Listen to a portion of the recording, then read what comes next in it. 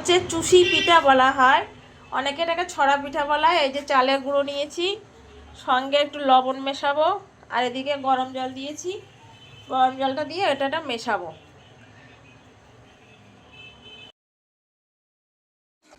যে চুষি পিঠার যে পাকানোটা করতে হয় সেটা আমি এখন করব।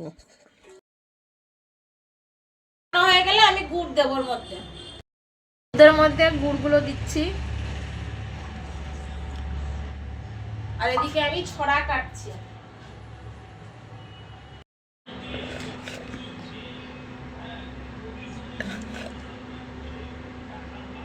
এখনো টাইম লাগবে অনেকক্ষণ। এই কটা সবে হলো ছড়া, এটা ছড়া বলা হয় আমাদের মধ্যে, ছড়া পিঠা বলে, কেউ চুষি পিঠা বলে। আমার এখন শেষের মুহূর্তে, যেহেতু আমার একা একা করতে হচ্ছে, ছড়া কাটতে অনেকটা টাইম লাগে। সবাই মিলে 3-4 জন মিলে করলে তাড়াতাড়ি হয়ে যায়, যেহেতু একা একা করছি। ছেলেটাও খেতে ভালোবাসে, আর শীতকালে হয়ে গেছে, আর এইটুকু আছে।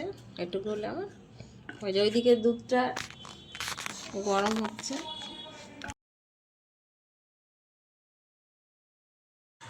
এই যে আমার ছড়াগুলোর উপর গুঁড়ি দিচ্ছি, যাতে গুঁড়িগুলো ছড়াগুলো যাতে লেগে না যায়, তার জন্য একটু চালের গুঁড়ি মিশিয়ে দিলাম।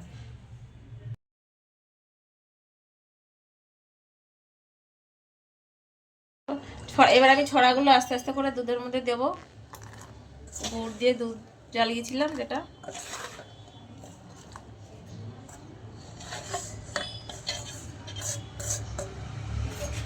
এবার এটাকে নাড়াবো। একটু কিছুক্ষণ পরে নাড়ানোর পরে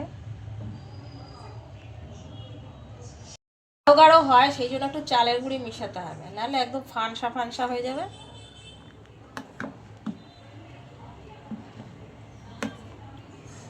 চালের গুঁড়ো দিলে একটু গাঢ় গাঢ় হবে খেতে। সকালবেলা বেশ ঠান্ডা, ফ্রিজের থেকে নামিয়ে খেলে পুরো হাতে নিয়ে প্রসাদের মতন খেতে লাগবে। যেহেতু আমি এটা নতুন নতুন করছি বন্ধুরা, তাই জন্য আমাকে একটু বেল আইকন এবং সাবস্ক্রাইব, ফলো একটু করে দেবেন।